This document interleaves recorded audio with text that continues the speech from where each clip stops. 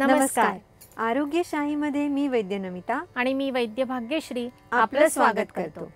श्रावण महिन्यातला पहिला सण म्हणजे नागपंचमी. नाग, साप असं म्हटलं की मनात सहसा भीतीची भावना उत्पन्न होते. पण निसर्ग चक्रातील प्रत्येक जीवाचं महत्त्व समजावं, निसर्गातील प्रत्येक गोष्टीचं अस्तित्व लक्षात यावं, यासाठी भारतीय संस्कृतीत जे नाना तऱ्हेचे सण उत्सव साजरे केले जातात त्यातला एक खास स्त्रियांसाठी साजरा करायचा सण म्हणजे नागपंचमी. मोठ्या शहरात सहसा साप दृष्टीसही पडत नाहीत, पण छोट्या गावात किंवा निसर्गाने परिपूर्ण ठिकाणी पावसाळ्यामध्ये साप दिसतात. त्यातल्या त्यात श्रावणामध्ये ऊन पावसाचा खेळ सुरू झाला की सापाचं दर्शन होण्याचं प्रमाणही वाढतं आणि म्हणूनच भारतीय संस्कृतीमध्ये श्रावणाच्या सुरुवातीला नागपंचमीची योजना केलेली दिसते. नागाची, सापाची भीती वाटणं स्वाभाविक असलं तरी खरं तर जोपर्यंत आपण त्यांच्या वाटेला जात नाही तोपर्यंत ते आपल्याला काही करत नाहीत. उलट उंदीर, घुशींची संख्या मर्यादित राहावी यासाठी निसर्गाचं पेस्ट कंट्रोल टूल म्हणजे साप.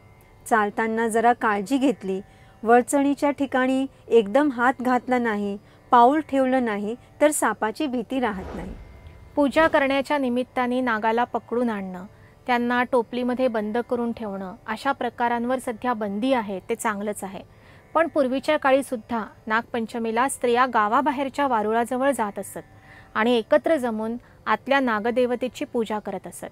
शेतात काम करणारे आपले प्रियजन सुरक्षित राहो अशी प्रार्थना करत असत. भारतीय संस्कृतीमध्ये श्री विष्णू शेष नागावर विश्रांती घेत असल्याचं समजलं जातं.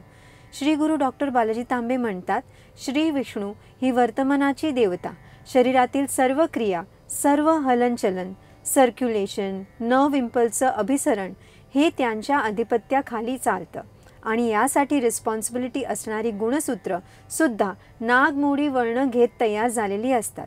इतकंच नाही तर आधुनिक शास्त्रातही आपल्या शरीरातील सेंट्रल नर्वस सिस्टम ही ब्रेनस्टेममध्ये क्रिस क्रॉस म्हणजे नागमोडी वळणं घेत जाते असं सिद्ध झालेलं आहे.